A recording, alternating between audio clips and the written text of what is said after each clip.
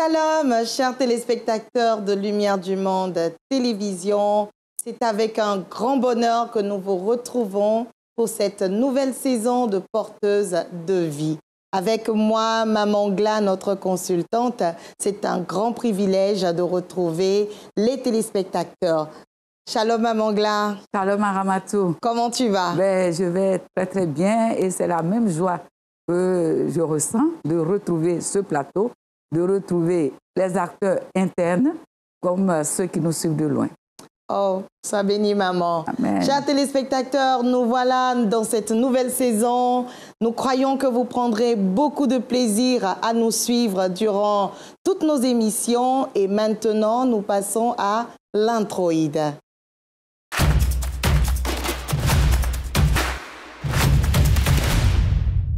Chers frères et sœurs, shalom. Oui, nous nous retrouvons pour poursuivre notre marche telle que nous l'avons commencée depuis quelques années et surtout l'année dernière avec l'arrivée de la servante de Dieu Aramatou. Et je crois que nos interventions sur ce plateau, sur les thèmes que nous avons parcourus, ont fait du bien à chacun de vous, comme à nous-mêmes d'ailleurs. Et nous pensons qu'avec l'aide du Seigneur, son soutien, son esprit, nous pourrons encore partager des moments de chaleur, des moments de bénédiction à travers les différents sujets que nous aurons à vous présenter. Pour ce premier numéro de la saison, nous voulons bien sûr parler d'un sujet très, très, très important pour la vie de la femme. Vous le savez, porteuse de vie, c'est autour de la femme que ça se passe, c'est la famille, c'est le couple et les enfants. Mais nous commençons par le commencement avec celle qui est la première concernée, la femme. Le thème, la femme sage. Quelle bénédiction dans sa maison. La femme sage, quelle bénédiction pour sa maison.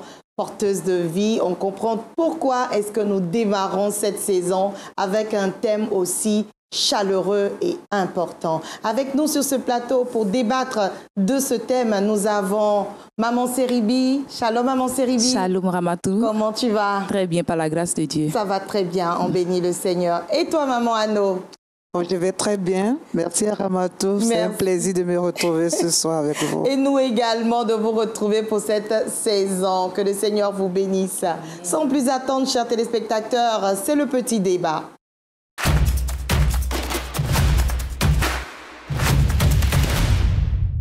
Quelle bénédiction de la femme sage dans sa maison. J'ai envie de dire ici, c'est qui la femme sage?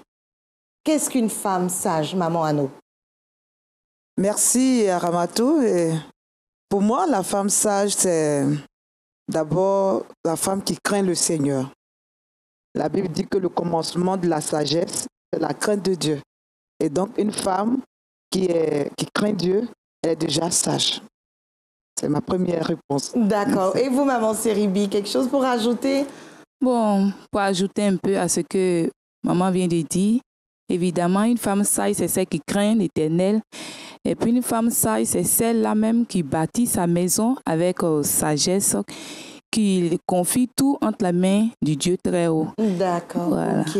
D'accord. Donc, dans ce cas, si c'est la femme qui je dirais, qui craint l'Éternel, hein, c'est la femme qui craint l'Éternel. Et cette femme qui craint l'Éternel, comment est-ce qu'on la reconnaît? Est-ce que c'est possible de reconnaître une femme sage? Maman Gla. Oui, c'est tout à fait important d'ailleurs de la reconnaître comme telle. Ça commence d'abord par sa façon de parler. Ah oui. Oui, je pense. Hein, la femme sage, c'est cette femme qui intervient avec, je vais dire, beaucoup de qualité. Elle manifeste l'intelligence dans ce qu'elle dit, la mesure justement dans ce qu'elle dit et ce qu'elle fait également. Ce qu'elle fait doit refléter justement qu'elle est une femme qui craint Dieu. L'Éternel. Et donc, sa manière donc de ses relations avec son mari, ses relations avec ses enfants, ses relations avec tout son entourage. Tout cela doit refléter cette sagesse. Cette sagesse. Mais j'ai envie en même temps d'aborder ce point-là. Est-ce que aussi la femme sage, c'est celle qu'on peut reconnaître au travers de sa tenue vestimentaire? Parfaitement, oui, parce que, bon, si nous disons que c'est la femme qui craint Dieu, qui est considérée comme, en tout cas, sa sagesse se voit à travers sa relation avec Dieu, sa manière de s'habiller doit le refléter. Imaginez par exemple, exactement, imaginez par exemple une femme qui vient au culte et puis bon, la jupe s'arrête ici et tout. Bon, une femme d'un certain âge, mais bon, qui s'habille et puis tout le corps est dénudé. Ça, c'est un manque de sagesse. Parce que cela doit aussi traduire sa qualité de servante de Dieu. Donc, au-delà même de sa crainte de Dieu, c'est-à-dire tout son être doit témoigner de cette sagesse-là. Donc, que doit-elle susciter alors? Si on est capable aujourd'hui de la reconnaître physiquement, comment est-ce qu'elle suscite une réaction autour d'elle? Maman Anno. Je voulais même ajouter un peu plus à ce que Maman Gla a dit tout à l'heure. Elle ouvre la bouche avec beaucoup de sagesse. Elle ne se mêle pas de ce qui ne la regarde pas. Voilà, surtout voilà. Et à la maison, des paroles méchantes, des paroles violentes ne sortent pas de sa bouche. Et mais donc, même à l'église.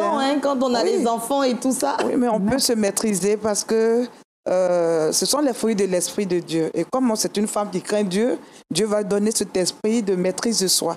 Donc, il faut qu'elle recherche régulièrement la maîtrise de soi. Voilà. Donc, comment est-ce qu'on perçoit cette femme-là? C'est avec beaucoup d'admiration. Elle est admirée dans son milieu. Son époux est valorisé parce qu'elle est pleine de qualités, cette femme. Et donc, même ses enfants aussi l'honorent parce que elle n'est pas n'importe quelle femme. C'est une femme sage qui craint l'Éternel, Maman Seribi. Oui, bon, c'est une femme aussi qui est remplie de confiance. Elle a une vie de convivialité avec son voisinage. Elle respecte beaucoup, elle est soumise. Je pense que, comme maman vient de le dire, elle est remplie du fruit de l'esprit. Elle se laisse conduire par le Saint-Esprit et il y a toujours la paix autour d'elle. Il y a toujours la paix autour d'elle, Maman Gla. Alors, je voudrais encore aborder cet autre aspect. Vous savez, il y a est-ce que c'est des préjugés? Je veux dire, il y a certaines images négatives qui sont attachées à la femme. Notamment, les femmes sont perçues comme des commères quand elles sont là en train de critiquer les autres. Bagarreuses des fois. Voilà. Et donc, cette femme sage doit justement être une femme qui n'est pas une commère, qui ne dit pas de méchantes choses sur le compte des autres. Or, le commérage, on le sait, ce n'est pas fondé sur la vérité. Et puis, dans son langage, elle doit vraiment éviter de dire certaines choses qui vont condamner ses enfants.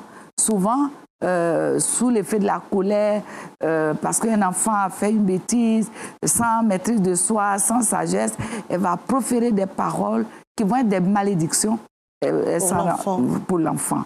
Et c'est pour ça que son langage doit être toujours modéré.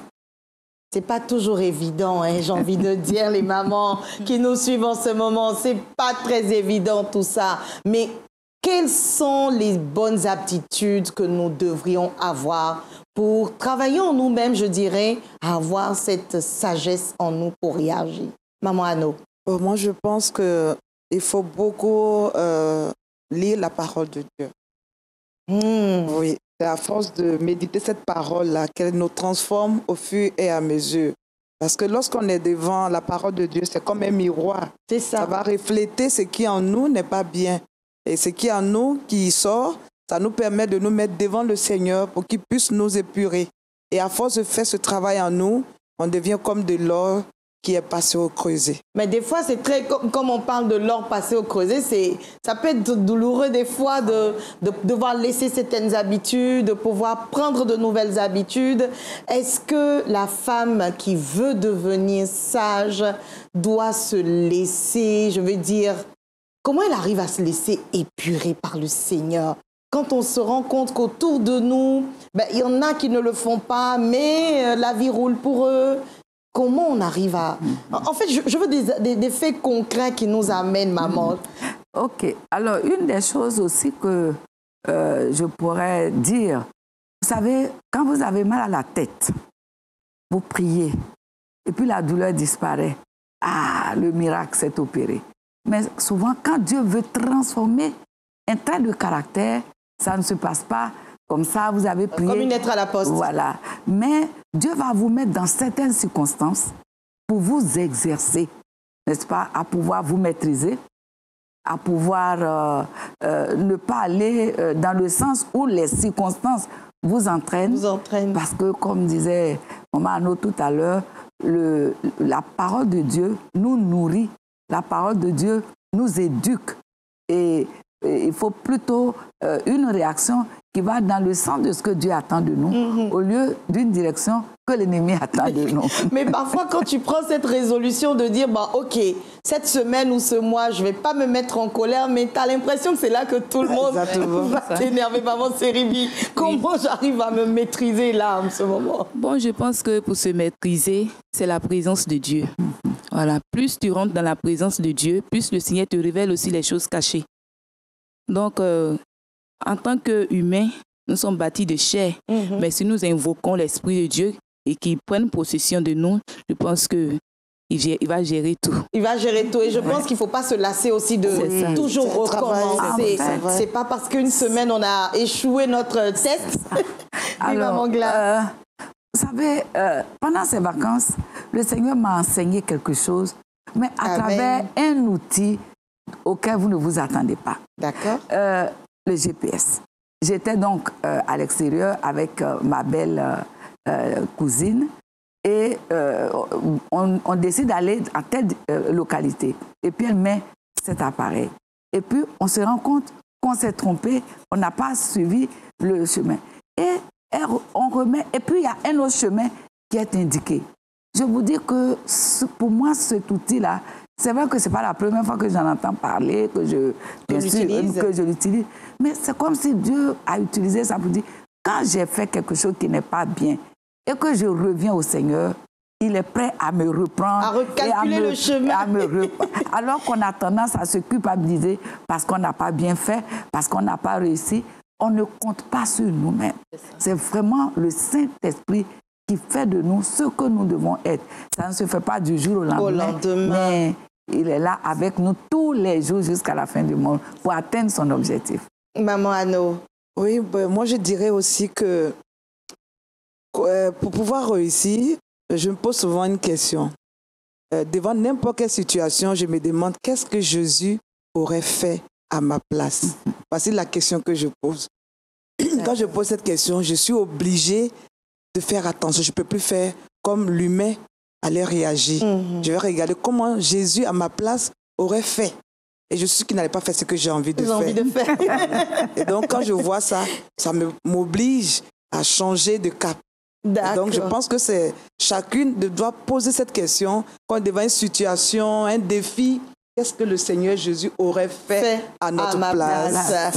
Et j'ai envie de dire en même temps, si on prend un tel référentiel, est-ce qu'il y a une bénédiction particulière quand on devient une femme sage ou quand on est en train de faire cet exercice d'aller vers la sagesse? Est-ce qu'il y a une bénédiction particulière? Maman Seribi. Je veux dire qu'il y a plein de bénédictions parce que devenir une femme sage, d'abord, c'est une bénédiction. Amen. C'est pas donné à tout le monde d'être femme sage. Il faut d'abord la grâce de Dieu pour que tu deviennes sage. Donc, et puis un peu de notre volonté aussi. Un peu de notre volonté, voilà. Donc ça même, c'est une bénédiction d'abord. Et quand tu rentres maintenant dans le plan de Dieu, il y a beaucoup de choses à t'apporter. D'abord, dans le service de Dieu, tu es épanoui d'abord, l'épanouissement. Et puis, dans ton foyer, tu fais la joie de ton mari. Tu es la fierté de tes enfants. Ton entourage t'envie. Je pense que vraiment, tu es un gros cadeau. Une bénédiction. Tu deviens toi-même une propre bénédiction. Maman Gla, tu veux rajouter quelque chose? Oui, la Bible dit clairement, la femme sage bâtit sa maison.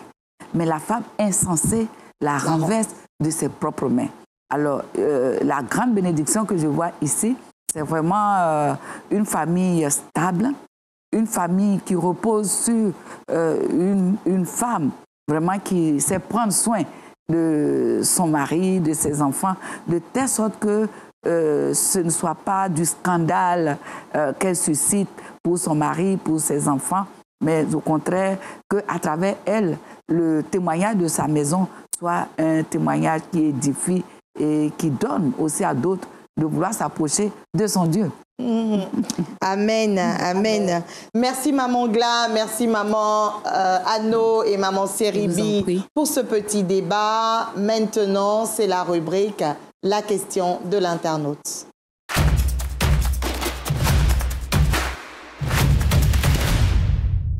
Question de l'internaute. Les mamans, c'est pour vous. Je suis Yvette et j'aspire à devenir la présidente des femmes de mon quartier. Cependant, avant d'être chrétienne, j'ai eu beaucoup de différends avec les femmes. Aujourd'hui, je suis convertie, aimant le Seigneur et mon prochain, agissant avec beaucoup plus de sagesse et de maîtrise de soi. Cependant, mon passé me rattrape dans ce projet. Que faire? Voilà quelqu'un qui n'était pas, on dira ça, sage et qui aujourd'hui estime qu'elle a de bonnes aptitudes et que la sagesse la gagne, on dira ça comme ça. Cependant, le passé fait surface. Comment on réagit? Que doit-elle faire? Maman Anno, je veux bien commencer par toi. Merci Aramato. Je pense que d'abord, elle ne doit pas se décourager. Parce qu'effectivement, on a connu le passé, on était peut-être très bagarreuse, on était impulsive, on faisait pas mal de choses. Et puis, on a commencé à se donner au Seigneur, il a commencé à faire le travail de transformation, c'est petit à petit. Donc, quand on revient pour dire qu'on veut être leader au milieu de ces femmes, elles vont rappeler forcément le passé. Mais c'est d'aller avec beaucoup de patience, ne pas chercher forcément à les convaincre tout de suite, mais par les actes qu'elle va poser, par le comportement qu'on va observer, elles finiront par se rendre compte qu'elle a su un chemin de transformation. Maman Gla, je vois que tu es impatient de moi. Dis-nous tout, maman. Alors, notre Dieu est comparé au potier et nous sommes l'argile. Et le potier est continuellement à l'œuvre pour bâtir notre caractère, pour bâtir tout ce qui en nous va être utile pour accomplir son dessein pour nos vies. On n'est pas parfait. C'est des instruments vils que le Seigneur choisit et c'est lui qui travaille l'instrument pour que l'instrument devienne un vase d'honneur. Elle est sur le chemin, qu'elle ne se décourage pas, comme dit Maman Anno. Moi, je pense même que c'est une très belle épreuve pour elle, pour montrer toute sa sagesse. Maman Seribi. Je pense que si elle constate que le passé refait surface, il faut qu'elle se dise que c'est une épreuve qui arrive et le Seigneur veut l'aider à surmonter cela. Et dans ces temps, elle ne doit pas décourager, elle ne doit pas désespérer, mais elle doit faire violence pour montrer à son être qu'elle a déjà surpassé cela. Mais sur ce chemin, elle n'est pas seule. On dira même que les choses anciennes sont passées. Voilà, elle a déjà surpassé. Et quand l'ennemi ramène ça pour te faire rappeler les souvenirs, il faut dire à l'ennemi que j'ai déjà dépassé ça et je passe à l'autre bord. Amen, amen. Très belle réponse. Et j'espère que maman Yvette, tu as bien pris note de ces conseils et que tu pourras avoir ce mandat de présidente.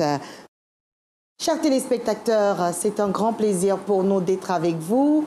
On n'a pas envie de vous laisser, mais le temps tire vers la fin de cette émission et nous passons au bon à savoir.